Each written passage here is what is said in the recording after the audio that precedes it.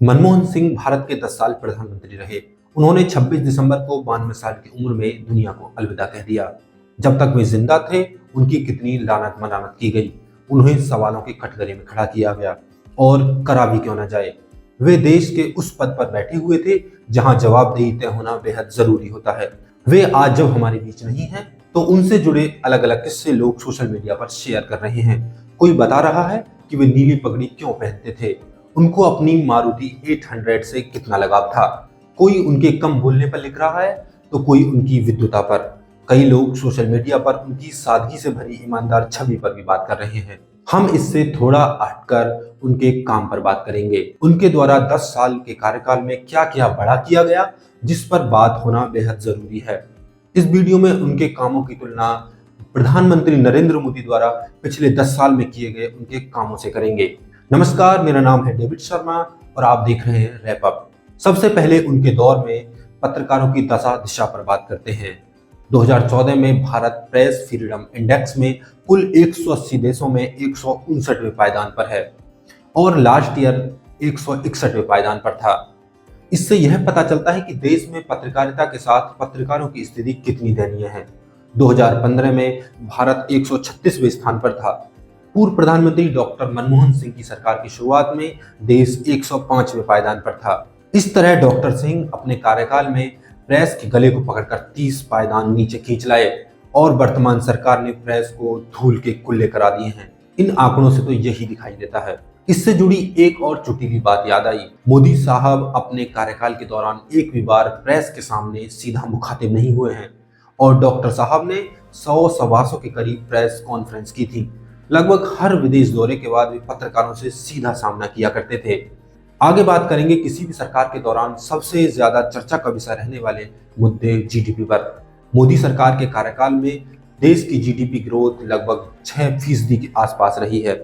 वहीं डॉक्टर सिंह ने देश को 6.81 की औसत दर से आगे बढ़ाया। कुछ लोग तर्क दे सकते हैं कि 2020 में कोरोना के कारण देश की जीडीपी ग्रोथ पर लगाम लगी।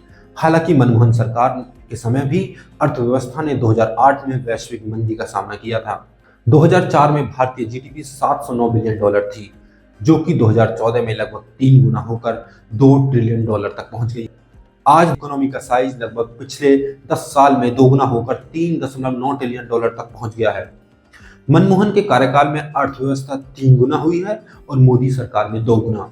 इसका मतलब दोनों सरकारों ने अलग अलग तरह की चुनौतियों का सामना किया और बेहतर करने की कोशिश की, लेकिन इससे बेहतर की गुंजाइश डॉक्टर सिंह से भी थी और मोदी साहब से तो है ही। डॉक्टर सिंह मोदी सरकार की आर्थिक नीतियों के मुखर आलोचक रहे। उन्होंने नोटबंदी की आलोचना की। नोटबंदी के बाद उन्होंने कहा था कि देश की जीडीपी ग्रोथ में 2% तक की कमी आ जाएगी और ऐसा ही हुआ। 2017-18 में देश की जीडीपी ग्रोथ गिरकर 6.5% पर आ गई। उन्होंने जीएसटी लागू करने के तरीके पर भी सवाल उठाए थे। अब आगे बात करते हैं। साल था 2013 और देश में चारों ओर था आंदोलनों का दौर।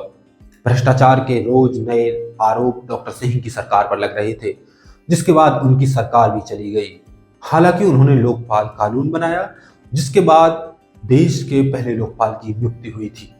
आज शायद आम लोगों को पता भी ना हो कि वर्तमान लोकपाल का नाम क्या है और वो काम क्या कर रहा है, लेकिन छोटा मोटा केस तो उजागर होता है इसके माध्यम से, लेकिन कहीं कोई खबर नजर ही नहीं आती।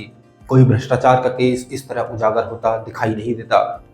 इस कानून से जुड़े सवाल इसलिए पूछे जाने चाहिए क्योंकि उस समय ऐसा माहौल बनाया गया था कि कानून के आते ही सब बढ़िया हो जाएगा। और उस आंदोलन के बाद डॉक्टर सिंह की छवि तो धूमिल हुई ही थी। इन्फ्लुएंसर कवि कुमार विश्वास की मनमोहन जी के बारे में की गई टिप्पणियां आपको याद होंगी। लोगों ने उनको कभी मौनमोहन कहकर बुलाया तो कभी कठपुतली कहा और प्रधानमंत्री नरेंद्र मोदी ने भी सदन में उन पर चुटकी लेते हुए कहा था कि डॉक्टर सिंह के पास रेनकोट पहनकर नहाने की अद्भुत कला है। यानी वे सब जानते समझते हुए सरकार की बुराइयों से खुद को अलग रखने की कला जानते हैं। ऐसे कितने ही मौकों पर उनकी आलोचना हुई, उनका मजाक बनाया गया, उन्हें एक्सीडेंटल प्राइम मिनिस्टर तक बोला गया। इन सब उल्हानों को सुनते हुए उन्होंने कहा था कि समय मेरा मूल्यांकन करते समय उदार होगा। अब तो यह समय ही बताएगा कि उनके प्रति हम कितने उदार रह पाते हैं। आगे बात उनके द्वारा बनाए गए ऐसे कानून की जो आम लोगों को सही अर्थों में नागरिक बनने का मौका देता है। मनमोहन सरकार में साल 2005 में आरटीआई कानून बना। यह लोगों को सूचना प्राप्त करने का कानूनी अधिकार देता है। लेकिन मोदी सरकार में कानून में कुछ बदलाव किए गए। सरकार पर कानून को कमजोर करने के आरोप लगे हैं। सूचनाएं प्राप्त होने में पहले की तुलना में हो रही देरी का मुद्दा भी सुधीजनों के बीच चर्चा का विषय बना हुआ है। मनमोहन सरकार ने जाते जाते एक ऐसा काम किया था जिसे देश के 80 करोड़ लोग आज दिल से सराह रहे हैं। उन्होंने लोगों को भूख से बचाने के लिए राष्ट्रीय खाद्य सुरक्षा कानून बनाया। हालांकि इसके अनुपालन का श्रेय पूरी तरह मोदी सरकार को जाता है। कितने ही आरोप लगे कि इससे देश में गरीबी का पता चलता है, लेकिन इससे आम लोगों को सीधा फायदा होता है।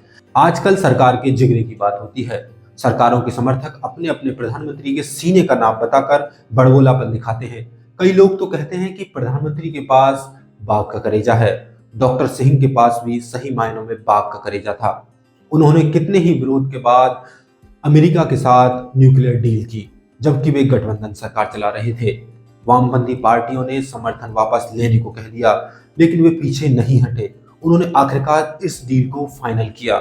इससे भारत की असैन्य परमाणु तकनीक और ईंधन तक पहुंच बढ़ गई। मनमोहन सरकार ने राष्ट्रीय ग्रामीण रोजगार गारंटी अधिनियम बनाया, जिसे मनरेगा के नाम से भी जाना जाता है। वर्तमान सरकार ने इस योजना को लेकर मनमोहन पर खूब निशाना साधा, लेकिन कोरोना संकट के समय लोगों के हाथ में पैसा पहुंचाने के लिए मोदी सरकार ने इसी का सहारा लिया था। मनमोहन सरकार की आधार कार्ड से लेकर जीएसटी तक कई योजनाओं पर आज की मोदी सरकार आगे काम कर रही है।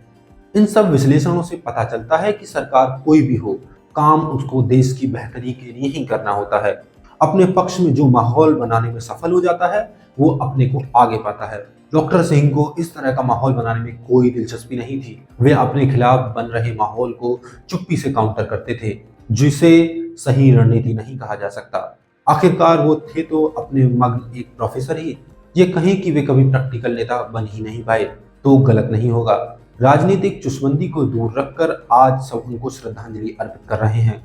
डॉक्टर साहब ये कभी देख ही नहीं पाए कि इस देश की जनता उनको इतना सराहेगी, लेकिन उनको इस बात का अंदाजा जरूर था। तभी तो कहा था कि इतिहास मेरा मूल्यांकन करने में उदारता दिखाएगा। आज के वीडियो में इतना ही। वीडियो से जुड़ी अपनी राय कमेंट सेक्शन में जरूर बताएं। देश और दुनिया से जुड़ी खबरों के लिए देखते रहिए रहबर।